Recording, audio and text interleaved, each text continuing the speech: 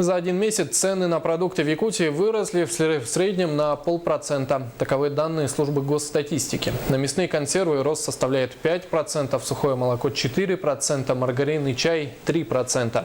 А вот сезонное понижение цен коснулось овощей. Помидоры подешевели на 7%, огурцы на 9%, морковь на 4%. Отметим, с начала этого года цены на продукты выросли на 8%. Наибольшее удорожание наблюдается на капусту, картофель, гречневую крупу, сахар, рис, чай и муку.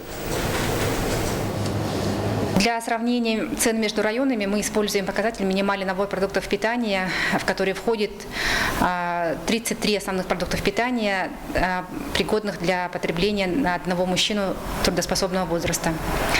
Такой набор в целом по республике в июне у нас стоил 6011 рублей. Если сравнивать по районам, то наибольшая стоимость данного набора у нас отмечена в поселке Зырянка, это 8460 рублей.